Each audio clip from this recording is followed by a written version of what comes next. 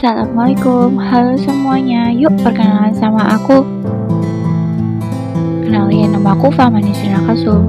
Panggil aja Fahma. Jadi di sini aku mau membaca contoh geografi. Yuk, langsung aja. Rohana Kudus. Rohana Kudus atau Siti Rohana merupakan seorang wartawan perempuan pertama di Indonesia. Ia lahir di Kota Gadang, Kabupaten Agam, Sumatera Barat 20 Desember 1884.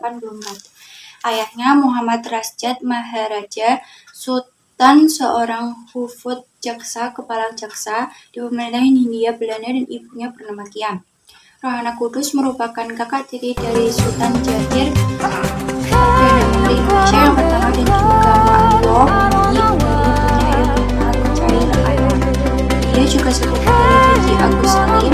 Rohana hidup pada waktu yang sama dengan ini, di mana akses perempuan untuk mendapat pendidikan sangat terbatas. Dia menjadi pendiri Sultan Kabar Perempuan Indonesia. Rohana berkomitmen kuat pada pendidikan, terutama untuk kaum perempuan. Ia menjadi salah satu dari segelintir perempuan yang percaya bahwa adanya diskriminasi terhadap perempuan, seperti kesempatan untuk mendapat pendidikan. Ia melawan ketidakadilan untuk mengubah nasib kaum perempuan dengan kecerdasan, keberanian, pengorbanan, dan perjuangan. Rohana tidak bisa mendapat pendidikan secara formal. Ia hanya belajar dengan ayahnya yang selalu membawakan bahan bacaan dari kantor. Hasrat dan semangat belajar yang tinggi membuat Rohana cepat menguasai materi yang diajarkan ayahnya. Dalam umur yang sangat muda, Rohana sudah bisa menulis, membaca, dan berbahasa Belanda. Ia juga belajar abjad Arab, Latin, dan Arab Melayu. Ketika ayahnya ditugasi ke Alahan Panjang, Rohana bertetangga dengan pejabat Belanda, atasan ayahnya. Rohana belajar menyulam, menjahit, merenda, dan merajut yang merupakan keahlian perempuan Belanda dari istri pejabat Belanda itu. Beliau juga banyak membaca majalah terbitan Belanda yang berisi berbagai berita politik, gaya hidup, dan pendidikan di Eropa yang sangat digemari Rohana.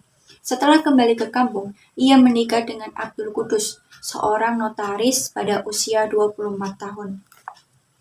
Berbekal semangat dan ilmu yang dimilikinya, Rohana mendirikan sekolah keterampilan khusus perempuan pada 11 Februari 1911 yang diberi nama Sekolah Kerajinan Amai Setia.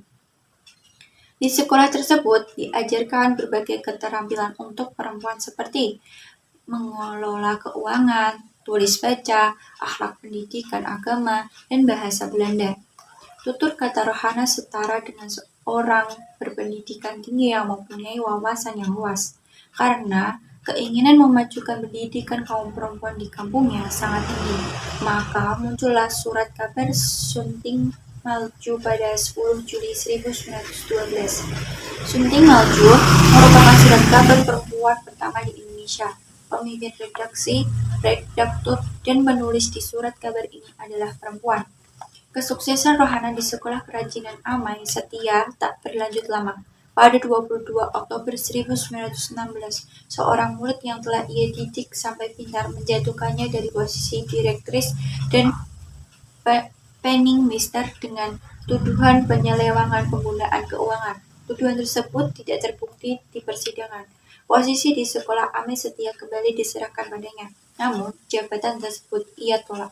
Kemudian Rohana mendirikan sekolah dengan nama Rohana School di Bukit Tinggi. Rohana mengelola sekolahnya sendiri tanpa minta bantuan siapapun untuk menghindari permasalahan yang terulang kembali. Rohana School sangat terkenal dengan banyak murid tidak hanya dari Bukit Tinggi, tetapi juga dari kawasan lain. Rohana menghabiskan masa hidupnya dengan belajar dan mengajar. Ia mengubah paradigma dan pandangan warga Kota Gadang terhadap pendidikan untuk kaum perempuan. Menurutnya, perempuan harus mendapat pendidikan dan perlakuan yang benar. Perempuan harus sehat jasmani dan rohani, berakhlak dan berbudi pekerti agung, dan taat beribadah yang dapat terpenuhi dari ilmu pengetahuan. Hingga akhir hayat, Rohani terus berjuang. Saat merantau ke Lubuk, Pakam, dan Ajang, ia mengajar dan memimpin surat kabar perempuan memainkan usaha. Setelah kembali ke Padang, ia menjadi redaktur surat kabar radio yang diterbitkan Tionghoa Melayu di Padang dan surat kabar Cahaya Sumatera. Perempuan yang wafat pada 17 Agustus 1972 itu mengabadikan dirinya untuk bangsa dan negara, serta menjadi kebanggaan untuk kaum perempuan. Terima kasih teman-teman semua. Wassalamualaikum warahmatullahi wabarakatuh.